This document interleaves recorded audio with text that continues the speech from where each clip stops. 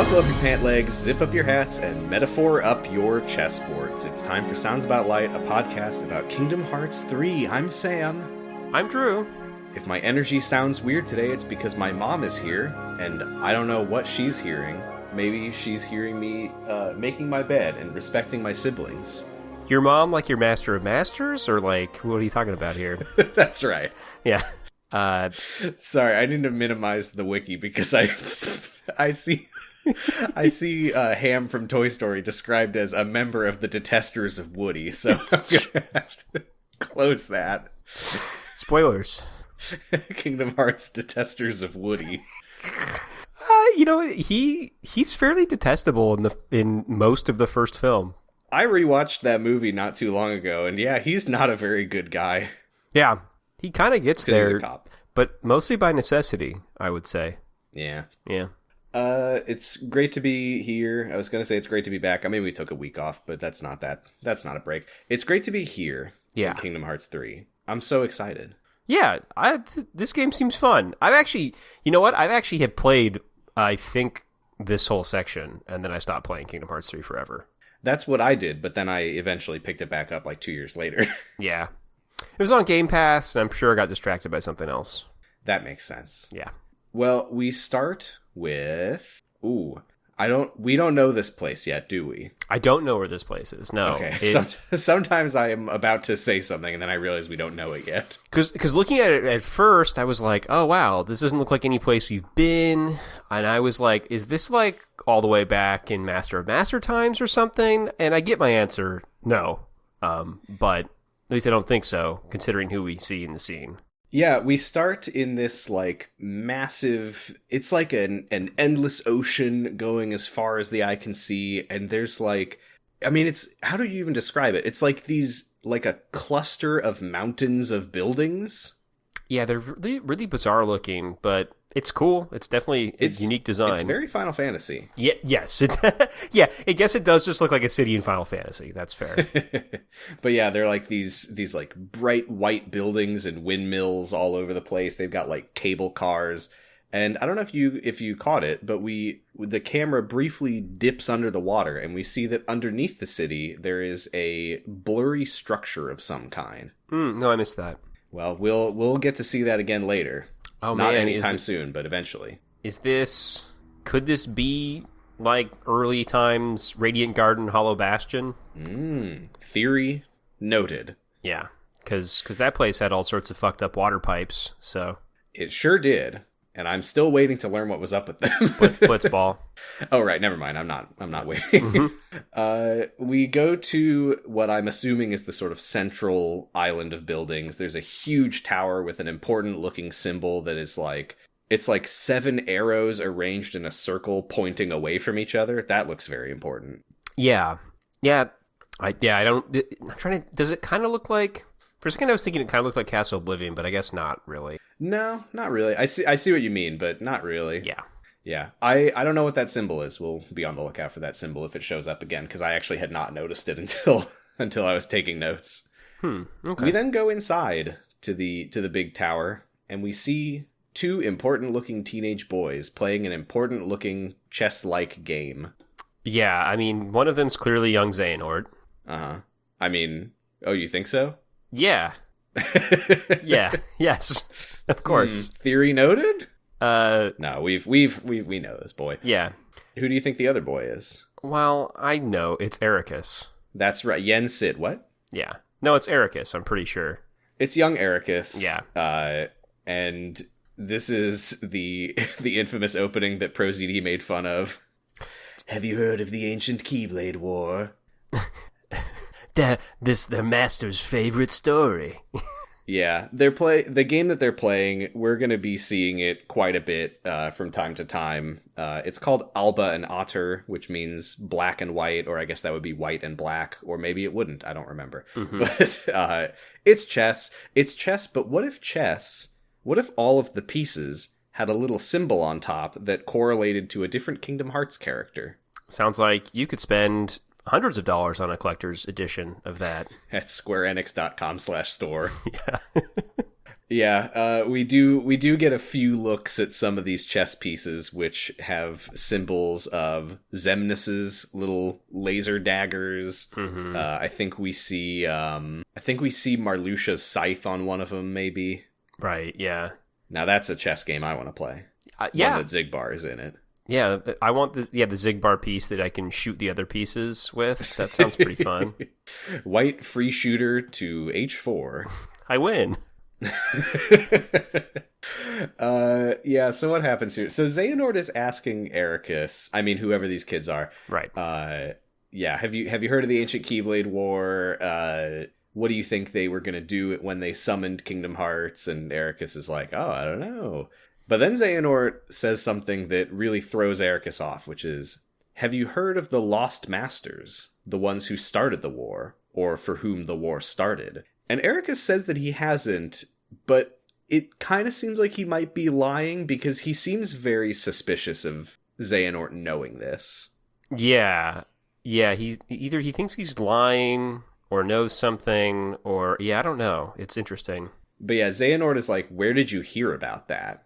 And did I say Ericus says that, and Xehanort is like, "Oh, drop the facade." And he brings up a prophecy. I can't remember if this was in back cover or not. "On that land shall darkness prevail and light expire." Yeah, I don't know. There's been so many things. Kingdom Hearts. There's been so many things. Yeah.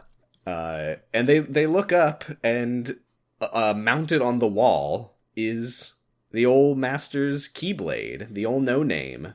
So Luciu's given it up, I guess, by this point. It does seem that way.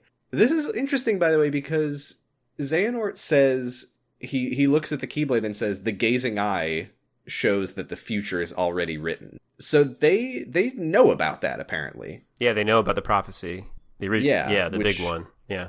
Is interesting. Another thing we'll have to be keeping an eye on.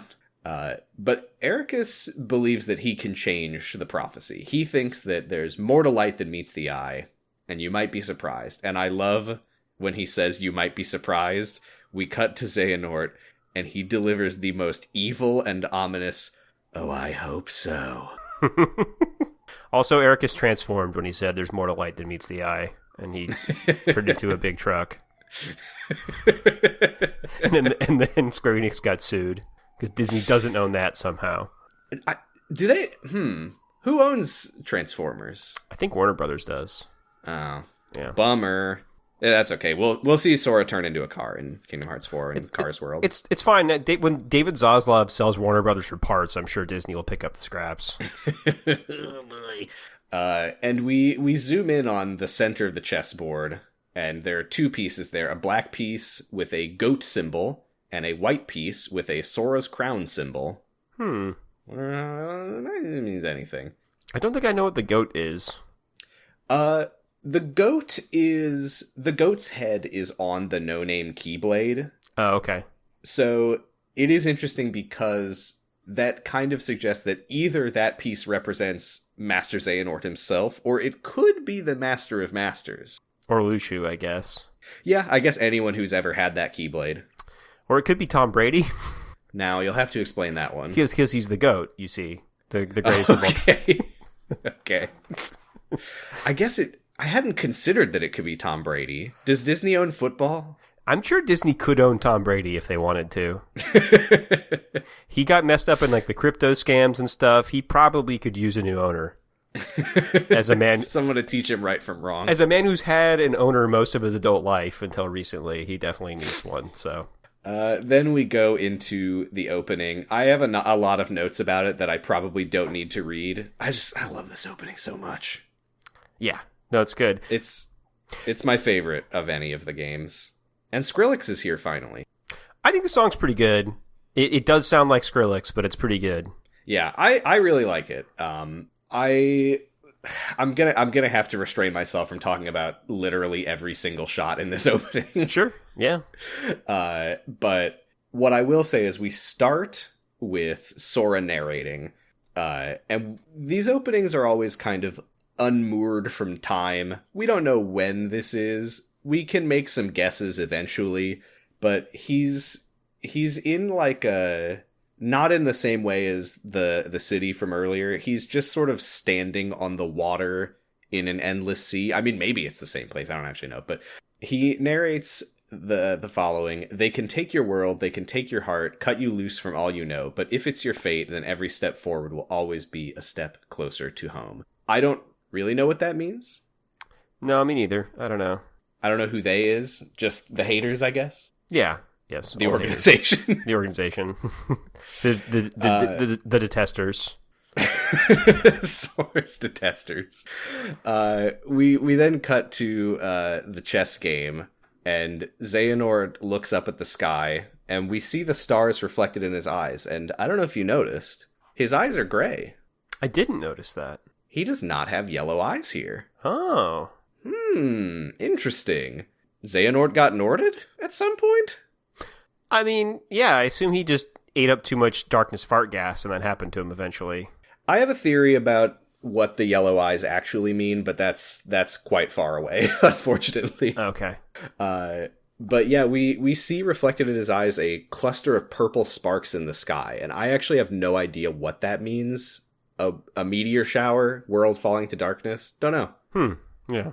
But basically what this opening is Xehanort and Ericus playing their chess game, and the pieces represent the events of the series. So, for example, he places a piece, and we then cut to the land of departure. Terra gets possessed, Aqua gets pulled into the realm of darkness, Ventus gets knocked into sleep. I want to call out a few of my favorite moments in here as a means of not talking about literally everything that happens in it. I really, really like when we go to the Destiny Islands and we see little Sora, Riku, and Kairi playing on the beach, and Xehanort puts down a piece and it has the mark of Ansem, Seeker of Darkness, and then we cut back to the beach. Riku is possessed and Kairi and Sora get separated. They get like pulled into the sky, and Sora specifically gets dragged into the chessboard itself and becomes Ericus's piece with the crown on top. And I think that is such a cool visual metaphor for the way that Xehanort has been, uprooting all these characters' lives with his evil schemes.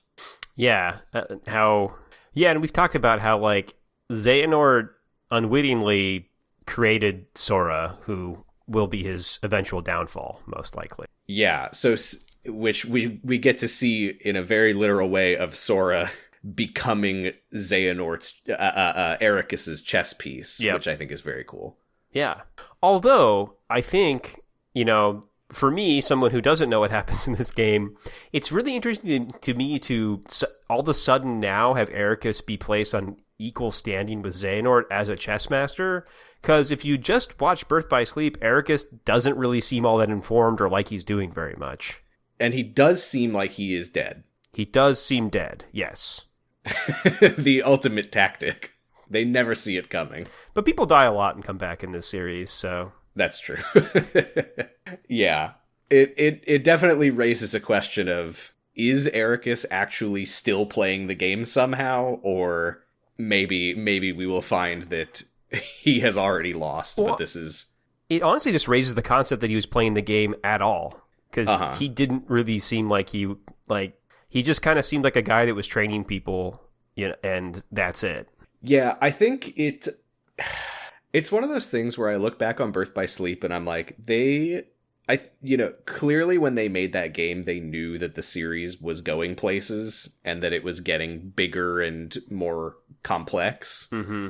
But it really is a game that doesn't meet the level that it's trying to rise to, No, yeah, it sort of seemed like the story of like the other three characters that got embroiled into this conflict, but Ericus just seemed like their old master that was kind of misguidedly holding them back in different ways. And having them fight balls to prove if they are masters. Yeah, it's funny that Riku and Sora didn't just fight balls. They had to go on a weird dream adventure. There is a deleted scene where they fight balls. That's what Balloonra is. Oh, okay. Oh, okay. Once you have proven your mastery over the balls will serve you and the light. And that's how you awaken people with the balls. I think that was basically what was going on in that game. Mm-hmm. Yeah, I don't remember. It's been a minute. Yeah. Let's see. What else is good here? Roxas, Axel, and Shion are having ice cream on the clock tower, but then Xehanort puts down the Xemnas piece, and Axel and Shion disappear. He sees Shion, like, flying in the air, like, at the end of days, and he chases after her, and when he tries to, like, grab her by the wrist, she just turns into a seashell. That's pretty good. Yeah, I like that. Skip. I really like the shot. We're now in Kingdom Hearts 2 and onwards times, where we go into this, like, dark void with Roxas, Axel, Shion, Terra, Aqua, and Ventus, and also Riku, just sort of, like, standing there, like, waiting. I think a lot of them are asleep.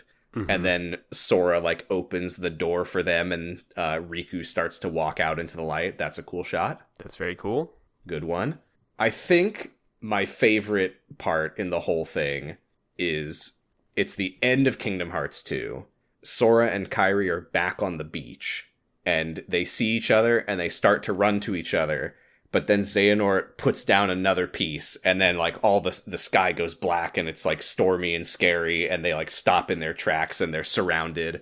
That's just such it's such an evocative way of showing how, like, they just can't catch a break, you know?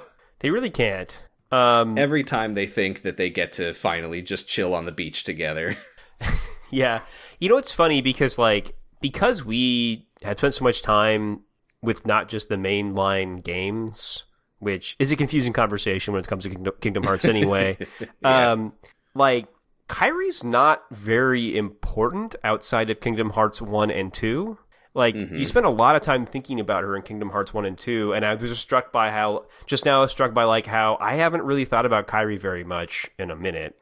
And I'll be we're all hoping for the day when she gets to be a character again. And I'll be interested. Yeah, I'm interested in thinking about Kairi again. Hopefully I get to. Yeah. She's in this. She's in the game. Okay. Not enough, but she's in it. Alrighty.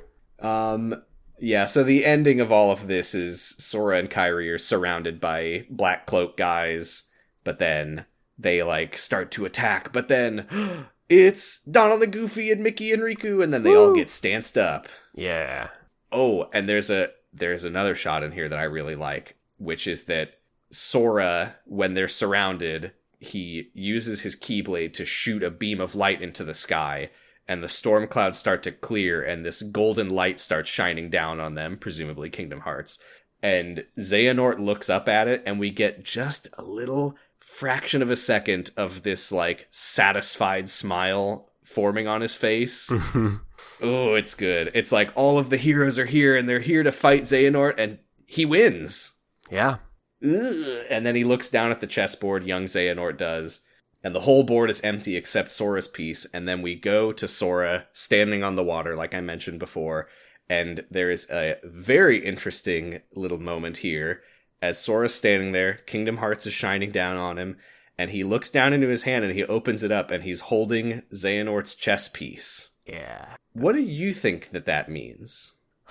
Maybe that it's going to come down to Sora making some sort of big decision, where he's going to be holding Xehanort's life in his hands and gets to choose what to do with it. Perhaps. I've kind of wondered if it's suggesting that, like, Xehanort, right before this, we see him, like, maneuvering all his pieces into place and then looking up at the sky and going, like, haha, I did it. But then the twist of he is at the mercy of Sora's actions more than he knows, maybe? Yeah, I think that's basically... that's... And we know Sora loves to kill people. He does love to kill, but maybe this time he'll choose to... That would be the most... I don't know, just like series like this thing is that at the end Sora chooses mercy, Now, I do have to acknowledge, I don't like it, but I do have to acknowledge it. This shot is a big point in the Sora is the master of masters theory. I had that thought and I didn't say it because I think it's stupid. I also think it's stupid, but I can't deny that that could be what it means, because the goat head isn't specifically Xehanort, it's specifically the Keyblade that Xehanort wields, which is the Master of Masters Keyblade, so Sora holding that Keyblade in his hand could mean that he's the Master of Masters. I don't like it. No, I don't agree. But I just don't think. I think that's I don't know. It seems like a stretch, and I don't like it. But let nobody say that I'm not handling this fairly. yeah, true. Yeah, I mean, to me, it's more like I don't know where this series is going to go, but it has a lot of Star Wars parallels, and I wouldn't be shocked if at the end it's about like Sora not choosing to strike down the evil, bad guy, basically, and that somehow actually just handing him the keys to Kingdom Hearts. Or something. I don't know. We'll see what happens, but we'll see. Yeah. We then get the ending of Fragmentary Passage where Yensid says, "You have to get your strength back. Olympus Coliseum, here we come." And then it says Kingdom Hearts 2.9. Haha. God, that looks like shit too, by the way. The 2.9? Yeah, Roman numeral 2 and then a .9. You shouldn't do that. It looks terrible. Would that be better or worse than 2.ix or II.ix? I would rather have II.ix, I think. But I think I agree. But you just shouldn't do it. You should just do normal 2.9. It is a pretty funny troll, though, to everyone who's been waiting like 20 years for this game. Yeah, it is that is very funny. We're in our first actual world. I mean, this is where the game actually starts. Yeah. And they really set the tone for how much Kingdom Hearts 3 is going to be like leaning into the cinematic, for better or worse, because we start Olympus with like the actual like Hercules movie style narration. Yeah. Which I forgot existed. Yes, we hear the planets were edging. Well, into perfect alignment. Well, that part's true. Yeah. Yeah, we see stone statues of Cloud and Auron and Hercules. Oh, yeah. Which is fun. I like that, yeah. And yeah, the narrator's like, Hades was mad about it, and now he has decided to free the Titans and take over Olympus for once. We'll see. Mm-hmm. I really like this moment. I think I've said this before on the podcast, that this is the point where the pacing of the cutscenes in Kingdom Hearts absolutely grinds to a halt, and there's just like so much. It has a lot more like naturalistic feel compared to the old cutscene style of like every line is moving the plot forward or making a joke, Yeah. There's a lot of breathing room in here. I personally really like it. How did you feel? About how the cutscenes work? I mean, yeah. I think it's fun to get like more characterization out of it because every cutscene isn't plot critical. I think that's good. Mm-hmm. I think there's too many because I think I remember when I was playing it, I'm like, man, am I gonna play this game or watch this game? And I think that's a tough balance. I think like a lot of but that is kind of like I think where modern Square Enix has gotten to in a lot of cases. So I don't know. Yeah, I didn't like it at first, but I'm pretty happy with where it's at. Personally, but I don't blame anyone for. And the beginning of games are often this way, where they're front loaded with like a bunch of cutscenes, and then you kind of get you get cut loose a little bit more later on. So you start playing a Yakuza game, you're 50 hours in on chapter 6 before you get to run around. Yeah, and we love it. Sora is confused though because for once they are not in the Colosseum; they're just somewhere in Greece, and.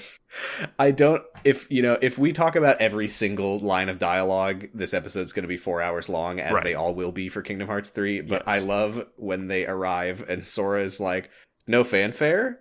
And then he does like a little miming trumpet and goes, burp, burp. Yeah, that's good. This is what I needed from Sora. Yeah, he's a fun little guy. So they set off up the mountain. And eventually they start to worry that they're lost. And Sora just completely gives up and starts screaming, Hercules! Yeah, that's right. And honestly, I believed that it was about to work. Yeah, probably. I bet Hercules could hear them. But instead, it's Hades. And this is so funny, the dynamic at this point between Hades and Sora. Because when they see each other, Sora's just like, oh god, this guy again? And Hades is like, oh, it's you. Yeah. I mean, they shouldn't like each other. It's good. Not to mention, they've been dealing with each other for about 7 games now. Yeah, I mean, they've dealt with each other more than most of the other, like, villains, so... Yeah, it's...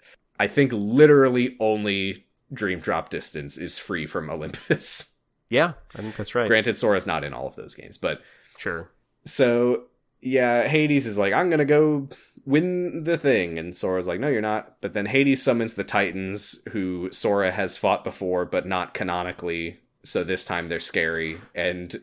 A big gust of tornado titan wind just sends them flying off of the mountain. I forgot that was non-canonical. Yeah, those are just arena fights. Yeah, true. Okay. And Hades has a little moment here where he's like, oh, I just sent them right where I left. Oh, well. I feel like he should care about that more. Is it? Are we thinking that it's Pandora's box? Oh, I thought that... Maybe it was... Oh, yeah. It must be Pandora's box, I guess. I wasn't really... But I think, don't they later say that Zeus hid Pandora's box? I thought maybe it was like, I just knocked him where I left, like, Hercules. Fighting stuff. I think it's just that. Right where I left all that fire. Yeah, right. Maybe. Or, I don't remember exactly what he said. Maybe he didn't say that he, like, left something there. Maybe he was like, oh, right towards... No, he says sailing right to where I left. No biggie. Okay, Maybe he means Pandora's box. I don't know. Maybe. I don't want to get too hung up on this line. Sure. If it comes up in Kingdom Hearts 4, then we'll talk about it then. Yeah. Speaking of people who are sick of each other, Maleficent and Pete walk out of a corridor of darkness, and Hades is just like, oh, God. That ain't no way to say hello, especially to your old friends. Pete, you have never met this man. Maybe. Oh, no, wait, he has. He has. They did meet in Kingdom Hearts 2. Yeah. Oh, man.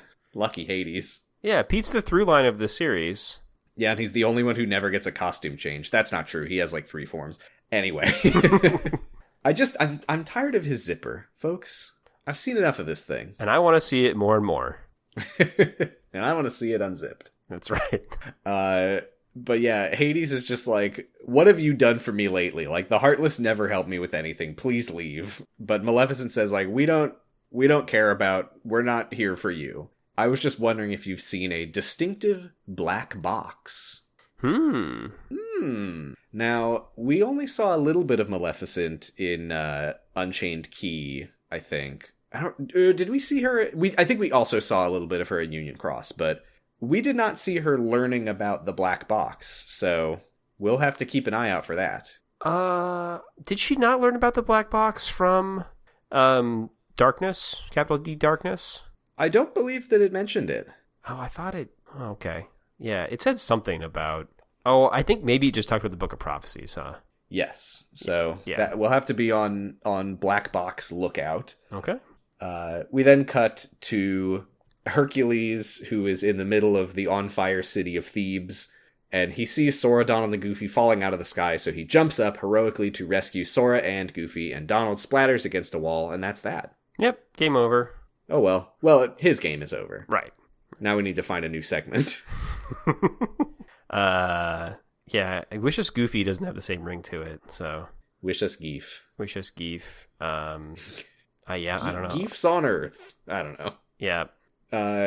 Very dumb line here, not in a bad way necessarily, where Sora's like, why is everything on fire? And Hercules says, starts with an H, and Sora says, we ran into the H-ster on the way here. The H-ster! The H-ster. Yeah, well, I wasn't ready for that, but it's appropriate. Yeah, the dialogue it's got a very different tone to it, and I'm not against it. It makes sense they're familiar. They spent so much time together, Sora and the H-ster. That's true. Sometimes it's a data version of Sora, and sometimes it's Sora's nobody, but he's got a lot of H-ster memories in there. Yeah, right. Those data memories are probably going to pop up someday. Someday, we can only hope. I like this line from Hercules when Sora says that Hades is planning to conquer the cosmos, and Hercules goes, all of it, huh? Nice of him to show some restraint for once. Yeah, that's good. And then we get an extremely Sora moment when Hercules says, so what are you guys doing here? And Sora says, oh, right.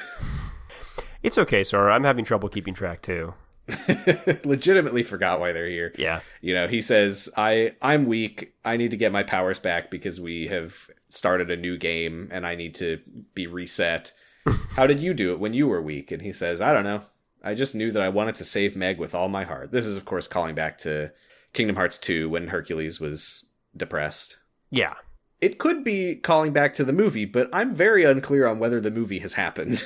Yeah, me too. I'm not sure. Really weird. But then they fight some Heartless. Meg and Phil fly in on Pegasus. I'm sure that you noticed Phil being absolutely silent. I did notice that, which is funny that apparently they couldn't get even Danny DeVito's sound-alike in this time. So apparently what happened is that the Japanese voice actor passed away, so they didn't recast him out of respect. Okay. The English voice actor did not pass away, so he got laid off out of respect. Huh. Well, I'm sure Disney appreciated that. R.I.P. Anyway, there's a part here where Donald says that they're heroes, and Meg is like, well, break a leg then. Heroes. Like, she was really, really thinking about whether to call them heroes. Yeah. You know, when you look at Donald Duck, it's kind of hard to square that. Yeah, you don't expect that he's the most powerful mage in the universe. And yet. Yeah. Nothing really happens here, to be honest, but it's nice to see them. Yeah. This part is really wild because Goofy with his... I'm pretty sure this is literally, like, because he has dog ears, he can hear a crying child from, like, miles away. Oh, maybe. Yeah, I didn't consider that. Because the others couldn't hear. Oh, yeah. And the kid is far enough away that Hercules throws them, like, on the back of his statue. Yeah, I was confused by this because, like, when I first... The way it's cut together, at first it just seemed like she was, like, a block over. And then it's very confusing. And so I thought, like, I was like, why is he bothering to do this? They should just walk over there. And then, like, oh, no, it's, like, miles away. Okay. Yeah, fortunately, he has very good aim, so he did not hurl the statue directly at the child's face. We really do just cut from him throwing the statue, and we probably get a Goofy, woo-hoo-hoo-hoo-hoo. We just cut to them being like, all right, get home safe, kid. Yeah. And then Maleficent and Pete show up for no real reason. Oh, they gotta make fun of Sora or whatever, you know? They are literally just here to antagonize Sora. They've done that a lot, though. That's kind of their thing. That's true. You know? That is actually very in character for both Pete and Maleficent. Not only in Kingdom Hearts, but just in general. Yeah, I mean, Maleficent's whole deal is just going around and making people have a bad time. And that's why she was just going to kill Santa for no reason, so... That's true. I always forget about that. Yeah, I never forget. Yeah, Maleficent is here for Sora's christening, and she's very upset that she wasn't invited. Yeah, that's right. But yeah, Pete is like, do you think this kid looks even putier than usual? Why don't we kill him? Let's kill this kid! And Maleficent's just like, he is inconsequential. Wild, though. He's not. You know that. He's not. But I don't remember exactly what Pete said, but I'm pretty sure that he did actually say we should take this opportunity to kill him. He says something like that, yeah. Yeah. He lets slip that they're looking for a black box, and Maleficent says shut up. So they leave through a corridor of darkness. That's pretty much that. Yeah. I got an important note that says, me likey Big Pete. We do likey Big Pete. I like this part where Donald and Goofy... This is something I love about this game, is there's just so many of these little moments of the characters just, like, interacting with each other in stupid ways, where, like, Donald and Goofy are trying to reassure Sora that he's stronger than Pete says, and Sora's like, it's fine, I'm not upset. And the more they try to reassure him, the worse it makes him feel. Yeah, we've all been there. It's pretty good. Yeah, you know, I do think it's funny. They're like, oh, Sora's lost all of his strength, and you're, like, flying around and shooting magic and doing flips, you know? I mean, it's like... doing the Goofy tornado. Because you're definitely stronger than you were in Kingdom Hearts 1. Yeah, I don't know, sure. maybe not, like, end of Kingdom Hearts 2 or something, but he still seems pretty darn strong. Yeah. For a... I mean, I don't know if we would have seen any of it in Gamer's little video, but... Sora, he has retained the ability that he learned in the Dreamscape of flow motion. So he's like doing wall runs and spinning around on columns and stuff. Yeah. And he has, like, shot lock now, too, right? Like, he can do all sorts of stuff. Yeah, he's got shot lock. Yeah. He also learned water. I don't know when that happened. But he learned water when Unreal Engine learned how to render it. But he's so weak as shit, though. He's so weak. Yeah, they should kill him. Yeah. A little while later, after some gameplay, they find that their path through the city is blocked by a huge fire, and Goofy says, "What if we do a sledding minigame?" And he's right. Yeah, it looks bad. It's not. Okay. It's actually, in my opinion, a lot of fun. Okay. Well, good. I'm glad to hear it. Yeah. As always, Goofy is a genius. He only has good ideas. It's true. Yeah. We then cut to one of the funniest characters in Kingdom Hearts, a woman who is in a, like, garden hiding or, like, taking cover on top of a column, and she's surrounded by Heartless, and she's like, "Hercules, help!" And then the three of them run in and say, "We'll save you, ma'am." And she's like, "No!" Yeah, she wanted Hot Hercules to show up, not a child and Where two animals. Where is Hercules? I wrote down that this lady and the other people kind of look like the background characters in Balan Wonderworld. That's what they look like to me. They've got the kind of just like generic 3D character look to me. This is like, I think that this is such a huge step forward for Kingdom Hearts, though, because these are like populated areas. Oh my god. Oh yeah, no, it's like, yeah, you're not in an empty Coliseum hearing cheers from nobody or whatever. So I mean, that moment, I don't know if you remember it, when Terra is at the Coliseum and he's like, "I'm no hero."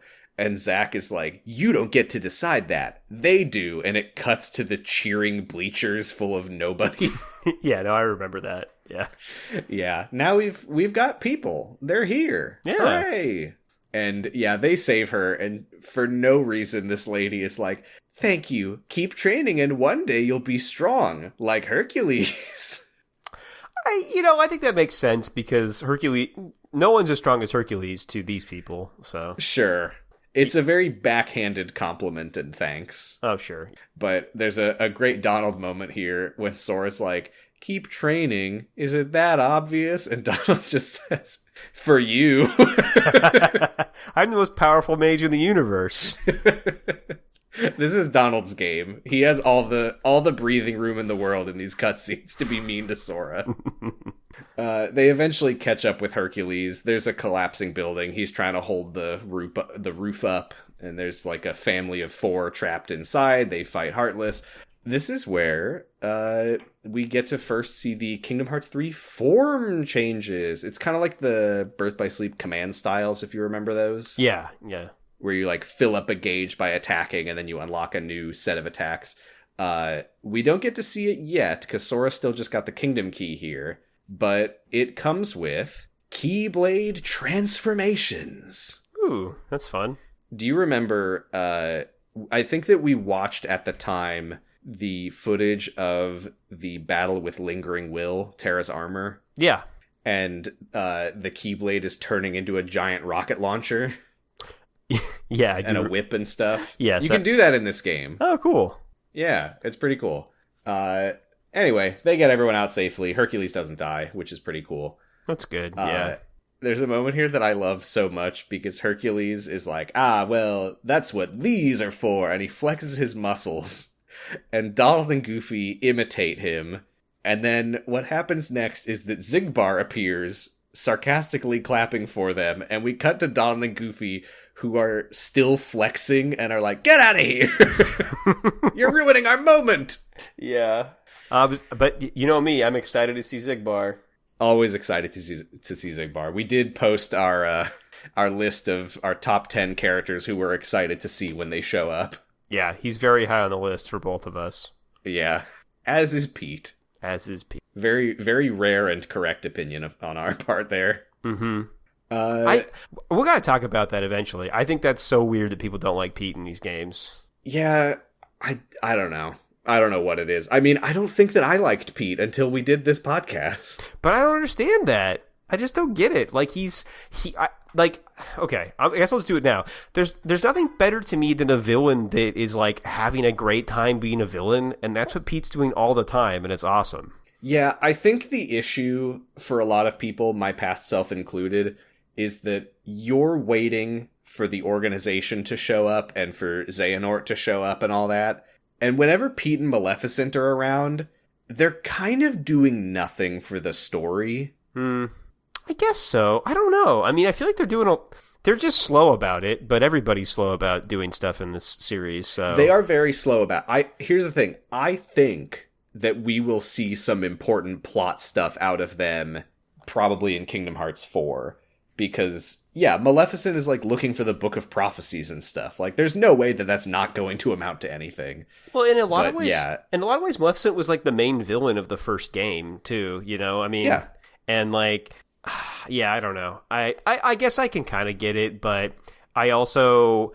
You know, without Pete and Maleficent still here doing stuff, like, this might as well not be Kingdom Hearts anymore. Because... I agree. They're a really good presence, and they're really fun characters.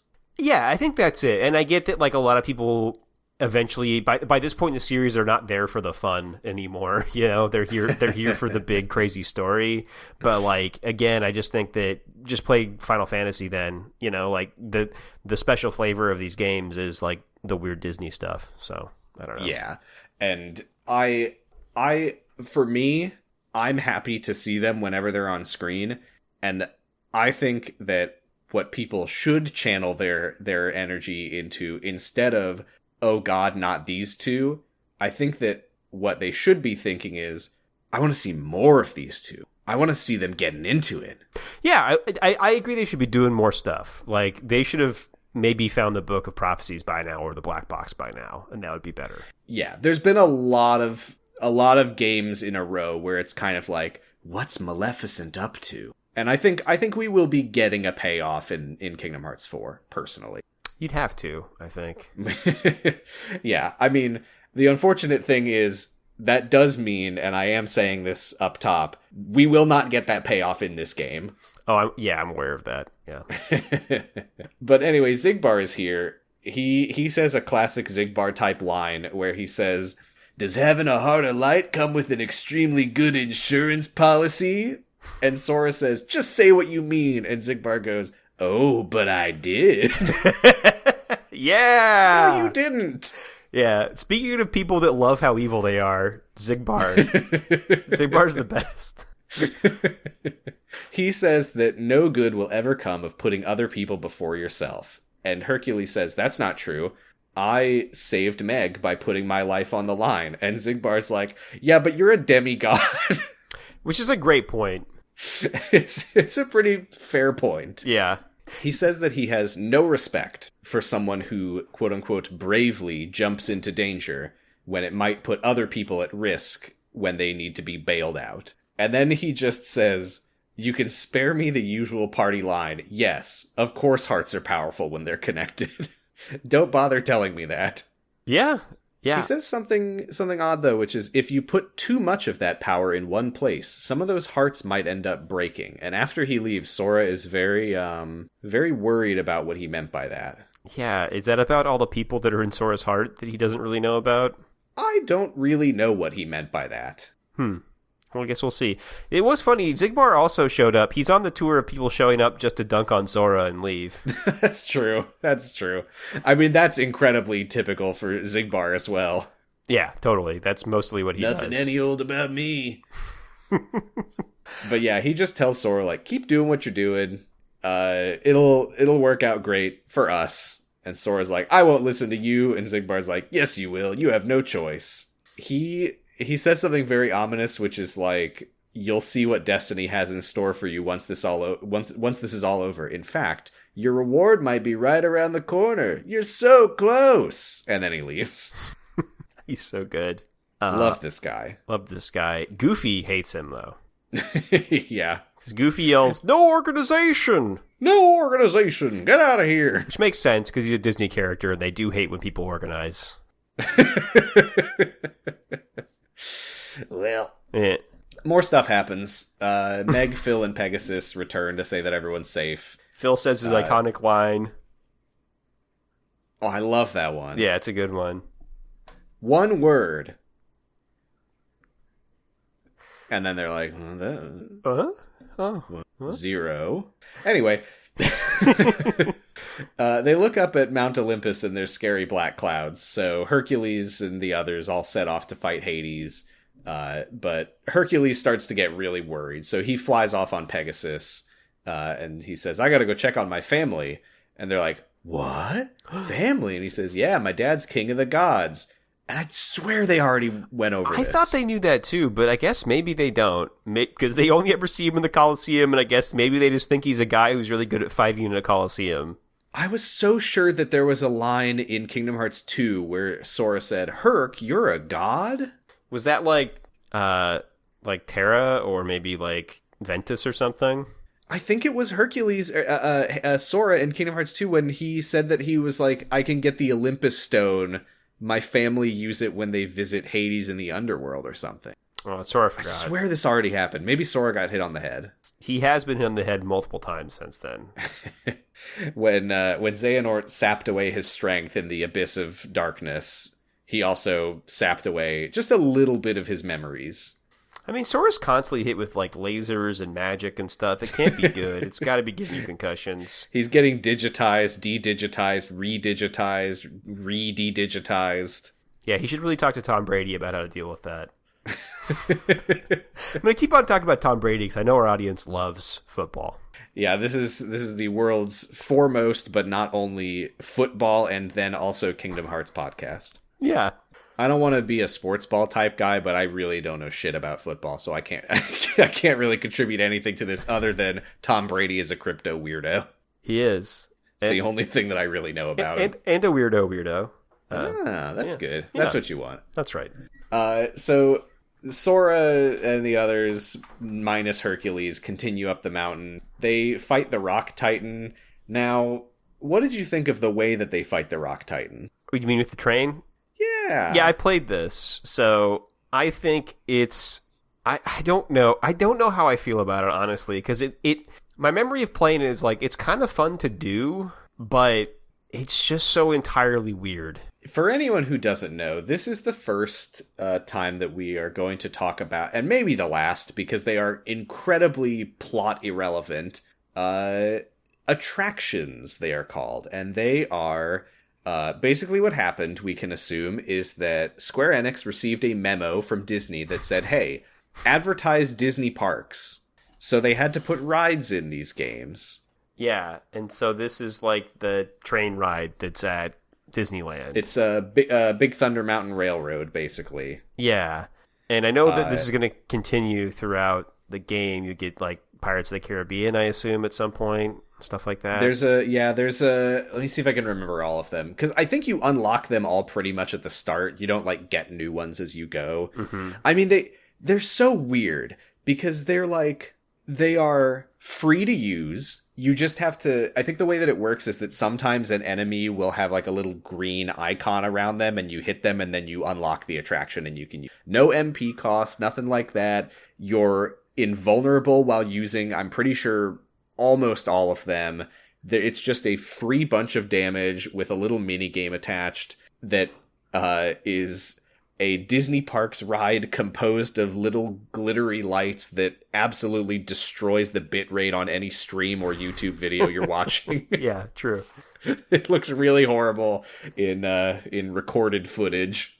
It looks cool in the game, but yeah, so it's like, this is Thunder Mountain Railroad, so you're just like riding a train around in the sky and shooting sparklers at the Rock Titan. There's the pirate ship, the like swinging back and forth, and it's like shooting like water bubbles. There's a carousel that's like a rhythm game that's like shooting a ring out. There's the Mad Teacups where Sora, Don, and the Goofy are all flying around on teacups and hitting people.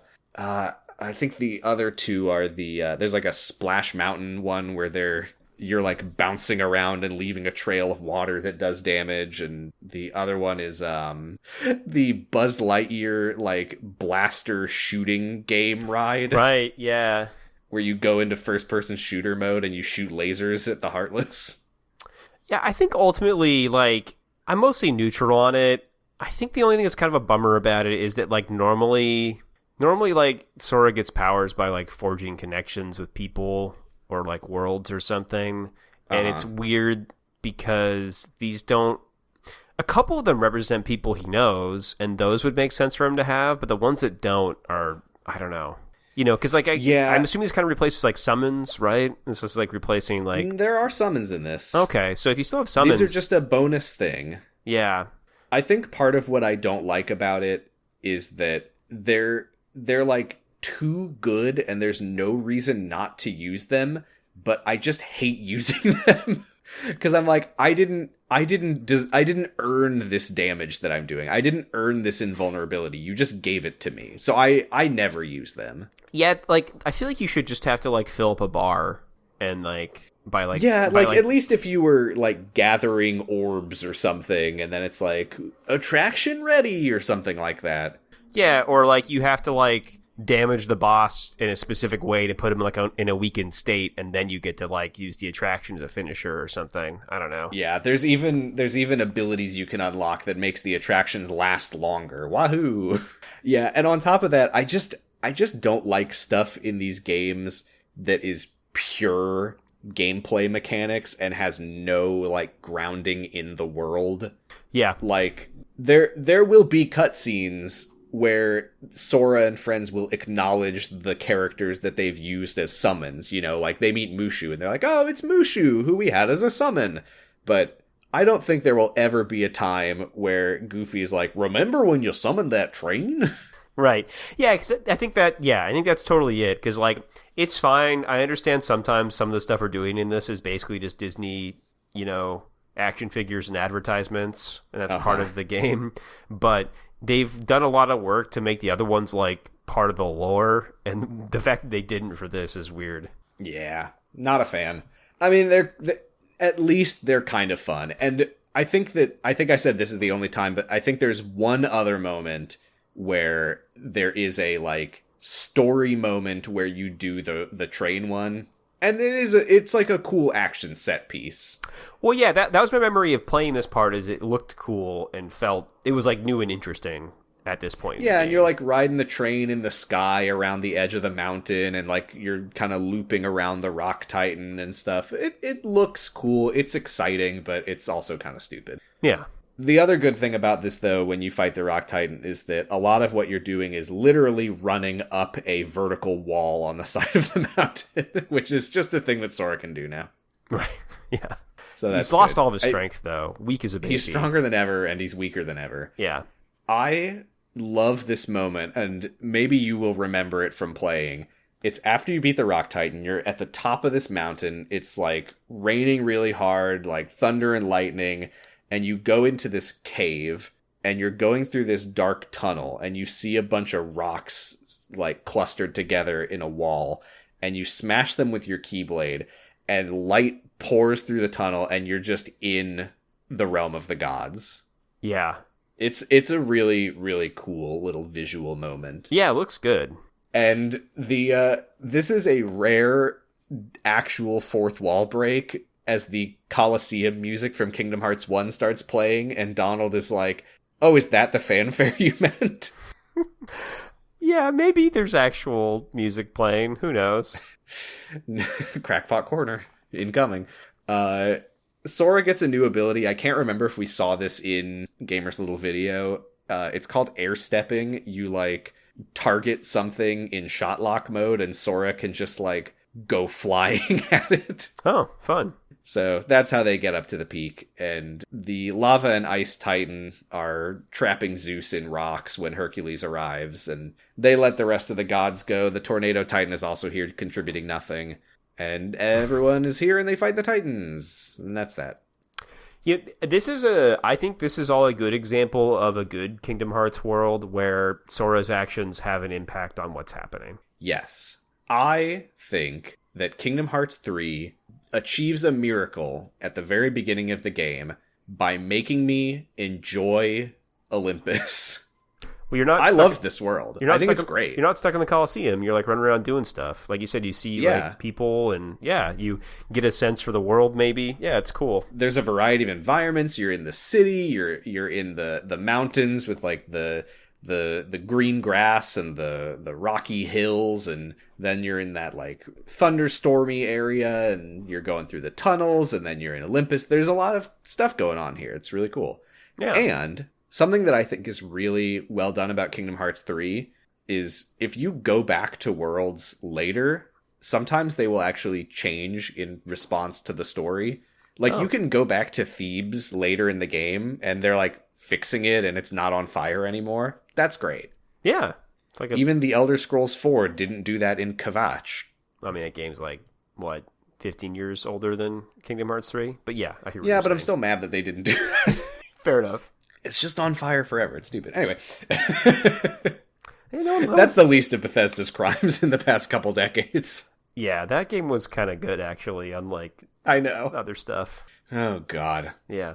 I think they announced that Elder Scrolls 6 is in a playable state, and I'm just like, man, Starfield was so bad. I kind of can't believe that they would make it like Starfield, though. I can't believe that any game would be like Starfield, and yet there's one, and it's Starfield. Yeah, I love those games, and I know they're not like, you know, I don't know, if you think about them too much, they're not like the best games in the world, but whatever. But Starfield was so, man, there's nothing there.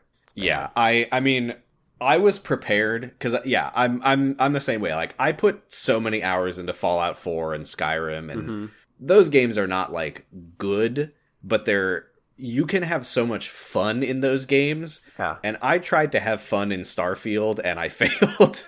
Yeah. I couldn't do it.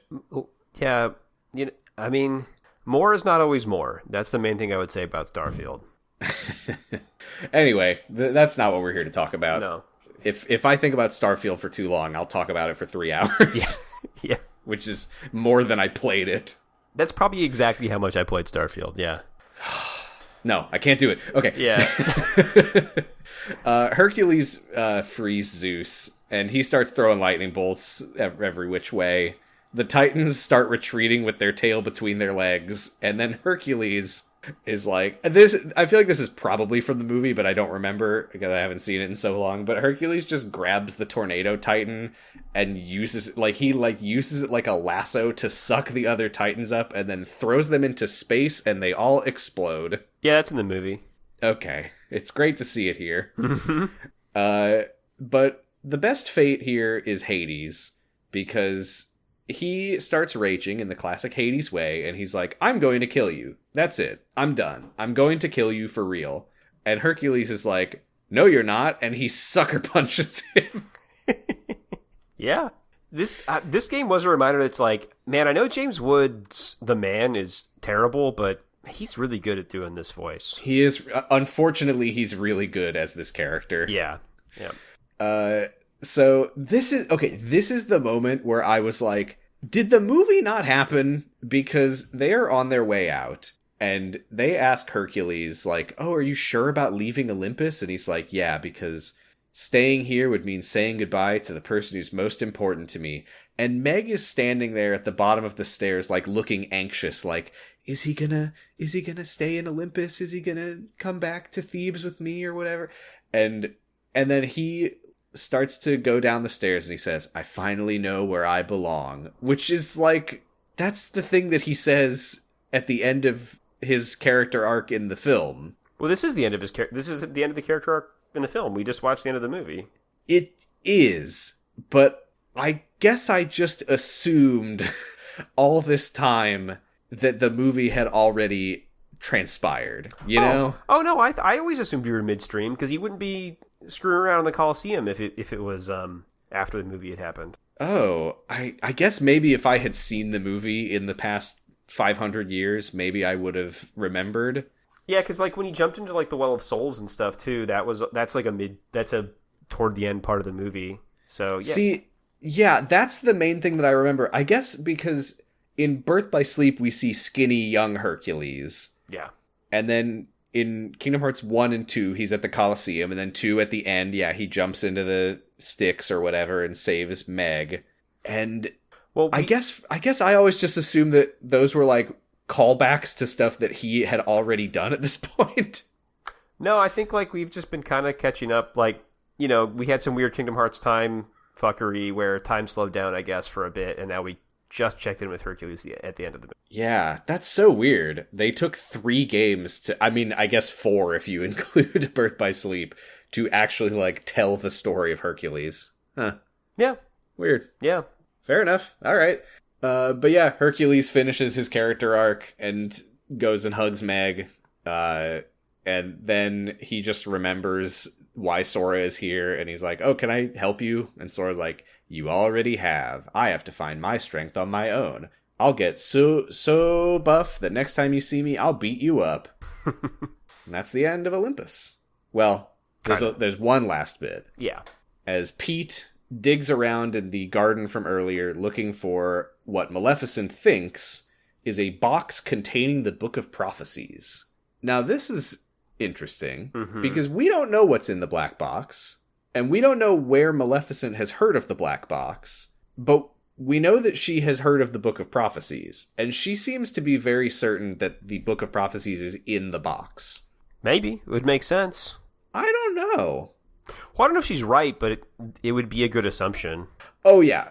For her, sure. From what we know, if I'm thinking back to the scene with the Master talking to Lushu, and he's like, you can never open it. And Lushu's like, oh, what's in there? And he whispers, and Lushu's like, why? He's like shocked to hear what's in there. So I would be surprised if it was a copy of the Book of Prophecies. But I don't know. Maybe it's we have no idea. It's the Book of Prophecies, Part 2. Whoa. The sequel of prophecies. The Book of More Prophecies. Yeah. Pete says something odd, which is he says, do you think that dingbat in black was lying about it being here?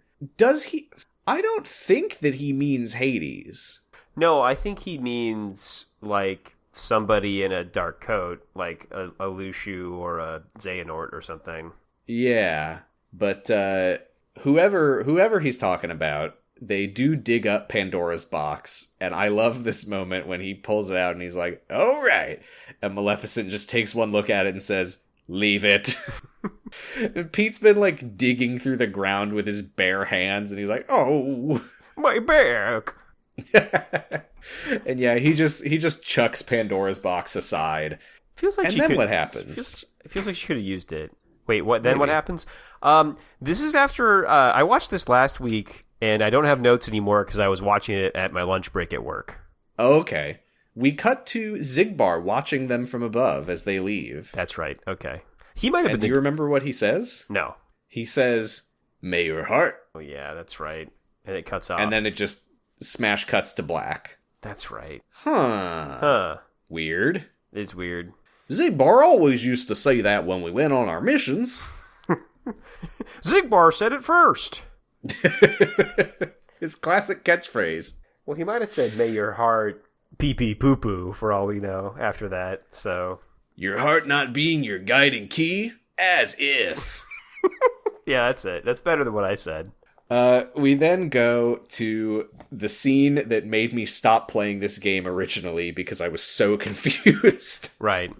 Riku and Mickey are searching for Aqua in the Realm of Darkness wearing cool new plaid outfits, and Mickey has a hoodie with Mickey Mouse ears. It's a look, for sure. I think they could have taken a second shot at these vestments, but they're working, I guess. I like it. I don't think I like the plaid fringe that's going on. Yeah, it's there's no zippers, I don't think. Maybe there are. There's probably 5. There's probably a couple. I need to change the intro. Buckle up your pant legs, zip up your hats, and plaid up your everything. Your vestments. Plaid up your vestments. So Riku stops and reflects on how different it feels to be here now compared to the end of Kingdom Hearts 1 after Ansem kicked him out of his body. And he's like, last time I was so scared and alone, but now I feel exhilarated, I feel in control, and maybe it's because you're here, King Mickey. And Mickey says, oh, it's your own strength that you found to protect what matters. That's nice. I like this. They're a fun pairing. They really are. Who would have thought? Just thinking back to Kingdom Hearts 1 and Sora's friend / rival / kind of bully, the big time edgelord and Mickey Mouse. Someday he will be best friends with Mickey Mouse, the king. The king. And yeah, when Mickey mentions protecting what matters, Riku remembers his promise to Terra when Terra bequeathed the Keyblade to him. He kind of mentions that it reminds him of something he promised someone once. And Mickey's like, oh, what's that? And he's like, can't tell you. I don't know why. You know what it was? It was that Riku, when he met Terra as a kid, he was like, you're from another world, aren't you? And Terra was like, I am, but you can't tell anyone. You have to promise never to tell anyone that you met me. I think you could tell Mickey now. Yeah, I mean, it is funny that they're like trying to find Terra, and I don't think that Riku knows that he met Terra once. I guess that's a good point. Yeah, he just met a guy that gave him a blade, so... Yeah, and said, promise me that you'll never tell anyone about this. So, yeah, I guess, okay, never mind. Yeah. If we didn't know that Terra was the most earnest boy to a fault, I think that moment would be very concerning. Yeah. I met this guy. He gave me a sword and told me never to tell anyone about it. I'm sorry. I was 7. Yeah. Do you need to talk to someone? You know, like, No. Are you okay? No? Okay. Nope. Mickey says that the Realm of Darkness feels different, which I'm pretty sure is just him saying that the layout has changed since Birth by Sleep. Yeah. Yeah, I thought maybe, I don't know. I thought maybe it was also like because those worlds that fell to darkness aren't there anymore. I don't know. Oh, maybe. Maybe, yeah. He says he's trying to follow his connection to Aqua like last time, but it feels hazy now. He's worried that she might be even deeper in the darkness this time, but he's not giving up. They eventually find the dark margin, the beach that we've seen so many times from Death Stranding. And Riku recognizes it as where he and Sora exited the Realm of Darkness. And he wonders, is it possible that Aqua did the same? And Mickey says no. Thanks, Mickey. Not only is it not possible that she will have found her way out, I'm pretty sure that she fell even deeper than before. And Riku says, well, that sucks. Yeah, it seems bad. Mickey says we're not equipped to try to follow her, and I would love to see what that looks like. Yeah, I didn't like this because it felt very arbitrary. Well, it felt arbitrary. I guess they do it. Well, you know what? I say that, but they're about to justify it, so. They really are, because they are surrounded by Shadow Heartless, and Mickey warns Riku that they might be weak little Heartless, but they're strong in the Realm of Darkness, and they form a demon tower, like in Fragmentary Passage. Mm-hmm. And we get to play as Riku, which is fun. He's very strong, but not strong enough. Nope. Here's a fun fact. There is a bug, I don't know if it still is in the game, but when you first arrive in the Realm of Darkness with Riku, he has the same long hair that he had at the end of Kingdom Hearts 2. Okay. That was supposed to change at the beginning of this when you see him in the Realm of Darkness in his new clothes, but he has his old haircut for some reason. Until here when he gets hit by the Heartless. So it does kind of make it seem like the Heartless gave him a haircut. Well, they clearly made a change in him, so maybe that changed his hair. They gave Mickey a shirt cut, so... Yeah, they have this power. Careful, Riku! The Heartless can take your hair off! They really like to mess around with fashion, But in this case, it works out because his hair looks better now. And yeah, he gets trapped inside the demon tower. It kind of looks like he's floating underwater. Once again, they love to represent deep darkness with underwaterness. And we hear a distant voice, a very faint, echoey voice, say, I didn't expect to see you again. Do you need some help? And Riku asks who the voice is, and we just hear, me? And then Riku passes out. Any guesses? He says something in a little bit about his other self or something. Mm-hmm. So my best guess is like Replicu's been in his heart this whole time. And so maybe there's like, or maybe his demode self is his other self. I don't know. That's all I can think of. You are on the right track. Okay.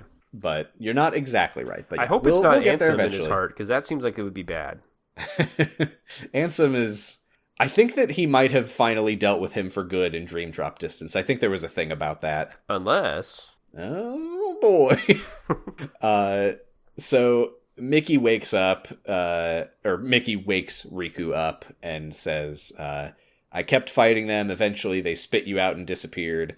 And he points out that Riku's Keyblade is snapped in half. And Mickey says, we should have powered up our Keyblades first, which is the first we've ever heard of that. Yeah, we should have gotten some bangles and done some powering up. No! This is a game mechanic that you can go to the Moogle shops and power up your Keyblades, so I think that that's what Mickey is referring to. I'm shocked to find out Keyblades can break. Yeah, I know. It's, I don't really know what it means. Yeah, I thought they were like an immutable part of the universe, and my assumption was if they broke, they would kind of just repair themselves. Yeah, I mean, I don't know. I have no idea. Yeah. I mean, we never really found out where he got this Keyblade. Right. Because in Kingdom Hearts 2, he has Soul Eater at the beginning, and then it's near the end in the world that never was that he shows up for the first time with a Keyblade. Yeah. I mean, there's the bequeathing thing, right? And then yeah, it seems like maybe that assigns you a Keyblade, but because do we know how Kairi got her Keyblade? Riku literally just gave it to her. Right, yeah, so he just handed her a Keyblade. We have no idea where it came from. Okay. Well, yeah. That's one of those things that is still very unclear, and I don't know if it's supposed to be, and I don't know if they know that it's unclear, but it is. But yeah, so Mickey says we need to get back to the tower and regroup and tell Yen-Sid what happened. Riku doesn't want to leave until they get Aqua out, but I like that he's like, you know, I've been alone in the realm of darkness. I know how scary it was. And Mickey's like, well, don't, you know, she's a Keyblade master. She's strong. And then there's a really weird moment here where he says, what did Riku think he meant by that? So this is a line that has confused many, many people over the years. I think the general consensus is that it's a kind of wonky translation. That in the Japanese, I think that it's like an ambiguous phrasing where Mickey is saying she is similar to Sora, but the wording could also mean she looks like Sora. Oh. That's what I've heard. I haven't looked into that myself, but okay.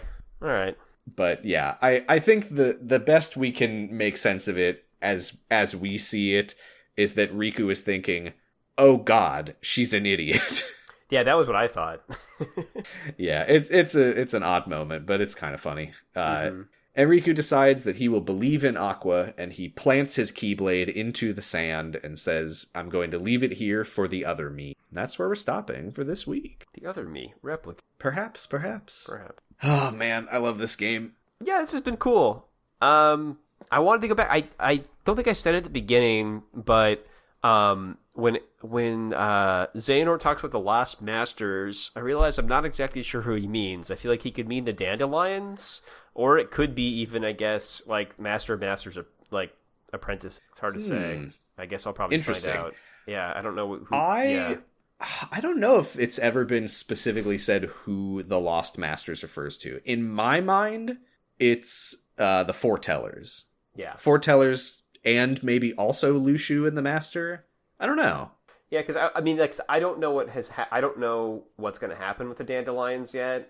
And my only thought was like, well, I know they got like transported to another world, kinda. But then there was also some sabotage. I'm like, do they not successfully make it back to the real world?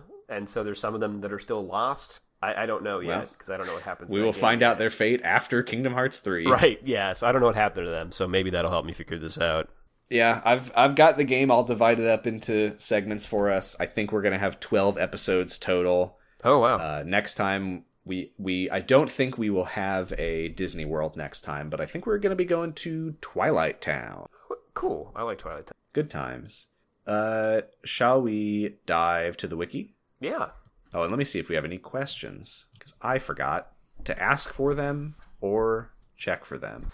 While you're doing that, I'll give my list of top 10 characters I like to see on screen, and which I'm happy to see on screen. It's different than just saying like these are my favorite characters. They just make me happy when I see them. And it's Pete, Zigbar, Mickey, Goofy, Donald, Old Xehanort, Riku, Maleficent, Sora, and that guy who died in Travis Town in Kingdom Hearts 1.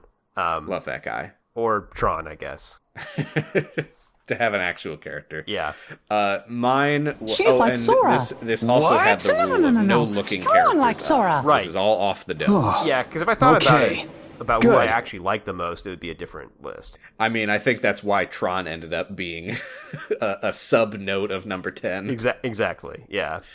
Mine were Goofy, Donald, Zigbar, Sora, Mickey, Riku, Brain. Hey, welcome to the list, Brain. Yeah. Maleficent, Old Xehanort, and Pete.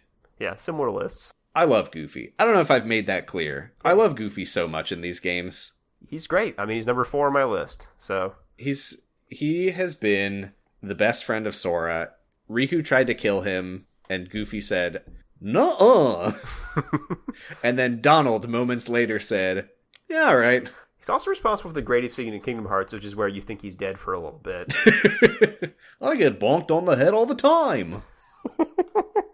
It's when Mickey's ready to kill. We do not have any questions this week. Okay, well. Which is good, because that means that we can get straight into the article that you found on Kingdom Hearts Fan and Wiki. Yeah, this is an obscure character for Kingdom Hearts. It's Ham from Andy's. He's a protagonist Andy's toy in House of Toys in Kingdom Hearts Pixar. Oh, Kingdom Hearts Pixar. Who could forget? Mm-hmm. I'm looking at the info box at the bottom, which has a bunch of non-existent links to characters that don't have articles. Here are the party members that you get in Kingdom Hearts Pixar. There's Sora, Roxas, Aldearo, Mumenta, Selphia, Cloud, Riku, Leon, Kairi, Donald, Goofy, and King, which I assume is the cheetah head wrestler from Tekken. I hope so, yeah. Your gummy ships are Gummy B, Gummy C, Gummy D, and the Gumminor. Gumminor! The villains are Maleficent, Sid, Spike. We love to beat up people's pets in Kingdom Hearts. Hopper, which I'm assuming that's from A Bug's Life. Chick Hicks, don't know what that is. Bruce, maybe that's the shark from Shark Tale. Anchor, Chum, Darla, and Randall. And then there's more stuff that I'm not going to read. Yeah, what do you want to get to? I mean, I'll just start. Oh, wait, Bruce is not from Shark Tale. He's from Finding Nemo. There was a shark character in Shark Tale that I'm thinking of. Of course there was, but I don't remember who Mr. Tail. Maybe. Okay, I'm going to read. So Ham's a protagonist, Andy's toy, in A House of Toys in Kingdom Hearts Pixar. He is the money bank pig used as the Sheriff Woody villain, Dr. Porkchop. Dr. Porkchop, who rules Blaine Canyon. True. He firstly was a member of the Detesters of Woody. Of course. After he resulted in the loss of Buzz Lightyear. Which is true, I guess. That is one way to describe the first movie of Toy Story. Ham then, after Buzz's rescue and return with Woody, embraced him again as they airied at their home in time for the arrival of Buster and Mrs. Potato Head. He was then of the toys sent to Sunnyside Daycare, and then finally of the remaining toys at Bonnie's house. I remember that. And then he appeared in Toy Story movie. Can I give you some info about Ham? I'd love to hear info about Ham, yeah. Ham. Name, Ham. Kana, Ham G. Type, toy. Money pig. Dream antagonist. Oh, man, if I had my dream story, I guess, the antagonist would have to be Ham from Toy Story. Obviously mine is Pete, but, Role, party, summon. Age, unknown. I mean, I guess that's true. Yeah, he could be any age. Homeworld, House of Toys, Family, Andy, Weapon, Cork. I want to see those animations where Ham is popping his cork out at the Heartless. I think he does that. Take this! Doesn't his it pops out in the movie when he gets scared, right? Something like that. And then, of course, attribute. You know how Marluxia's is flowers and Axel's is fire. Andy's toy. That's true. Status alive. Good for him. Oh, good. Yeah. I'm gonna read some journal entries about Ham. Here's the first entry about Ham. Wait, this better not be from my journal about Ham. No, it's Xehanort's journal about Ham, obviously. These are the secret reports. Yeah. So, first one. Ham is the money bank pig of Andy's house who scores the toys' festivities. I just wish there was a better phrase for money bank pig. Can't think of one. He was Andy's original toys, but devoid of the black marker maiden name placement. Wait, is Andy's mom's maiden name Andy? That's what this person thinks. Andy, yeah, it'd be crazy if his name was Andy, but he is currently in charge of the present alert lookout.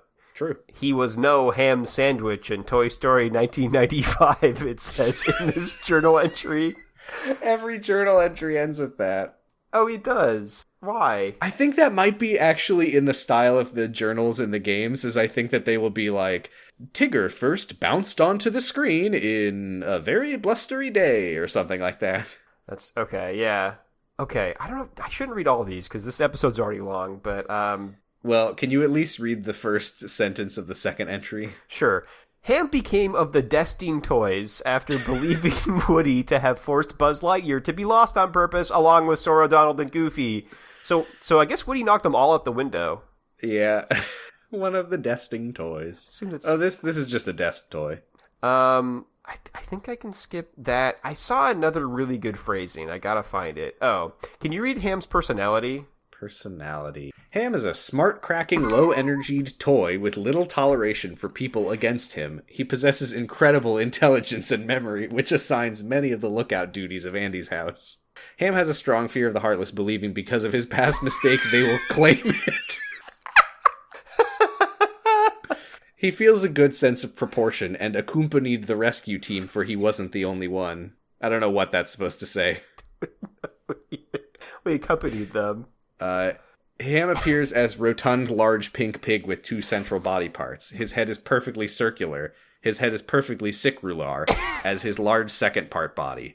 He has full black eyes with drawn eyebrows and an open mouth with thin white teeth. He, like all other money banks, contains a coin slot on his upper front. It really reads like it was Google translated, but then it's misspelled so much that just think this person has a strange idea of idioms and is maybe a child, I suppose. Here's a quote from Ham, and I'll do my best John Ratzenberger voice. He's a murderer, and we toys have a low tolerance span for murderers. That's good, yeah. Wow, where's your Keyblade, Buzz? Oh man, does Buzz get a Keyblade? If Buzz Lightyear gets a Keyblade before Jack Sparrow. That'd be great. Do we have any trivia notes? Ham's name in the game is derived with another M as allowance from copyrights. Oh. Oh, okay. So the Ham lobby won't come after them. Yeah. And Ham's voice over is very similar in tone, or familiar in tone, to the voice artist John Ratzenberger, who held Ham's voice, the film. Yeah, so was mine. Yeah. Oh, that's good. That's a good character. It's a good character. Stinky Pete was then defeated by Ham, Sora, and the others. It's true. Ham joined the crowd as Sora closed the keyhole on Andy's bedroom toy box lock. Oh no, then they can't go back in the toy box. Oh yeah. Oh man, poor Ham. Poor Ham. This is Wish Us Duck. This is Wish Us Duck. This is the segment where we sound exactly like Donald Duck. Yes. Should we read one of Ham's quotes as Donald Duck? Oh, we could.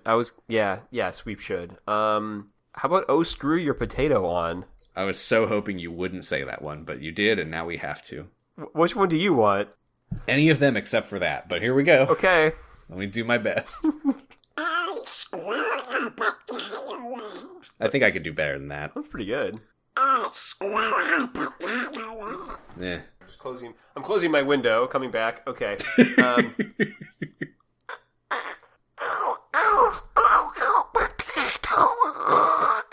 It's alright. It's okay. It's okay. It's okay. It's alright. I'm figuring out when fine. I can move my tongue around and when I can't. That's one of the things I'm working on with the Donald Duck voice. Yeah. Well, I think that's it. Yeah. What's that? What was what? There's no way my mic picked that up, but someone just yelled outside. Oh, okay. Oh yeah. All the kids are going nuts outside. Oh, good. Good for them. Oh, good. One of my favorite memories of hearing a child yelling outside in this place was a little boy was hanging out with his friends and said, "All right, everyone, cover your ears. I'm going to scream like a banshee." Oh, that's so good. Like, that could have been me. Boys will be boys. Yeah. We are on co-host at Sounds About Light. I'm on co-host at Positive Stress.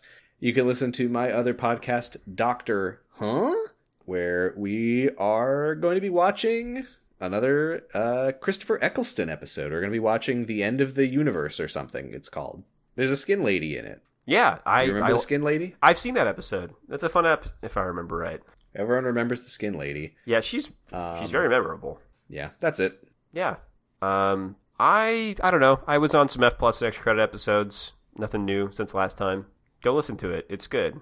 We're hosted on noisepace.xyz, where you can listen to other podcasts like Fear Baiting and Elite Full Restore, and Podcasting is Forbidden in the Cloud Recesses and Local Service Only, and more. And 0 to 0 is also on there. More Flash episodes coming soon. No one's had a chance to edit them yet. Oh, okay. But they're all recorded, which means that I never have to think about that movie again. Oh no, I'm doing it now. I gotta get out of here. We still haven't met our Xehanort from Kingdom Hearts 3 yet, which means we still get to do that Leonard Nimoy voice we love to try to do. That's right. When we say, Keyblade. Keyblade. And then Donald Duck says, Bye. Bye. Whoa! What is it? Have you found something? Show it to me at once, fool! Yes, sir, easy. This has got to be that Pandora's box Hades mentioned. Leave it. What? After all that digging? That is not the box which I desire. We are finished with this world. Come. No.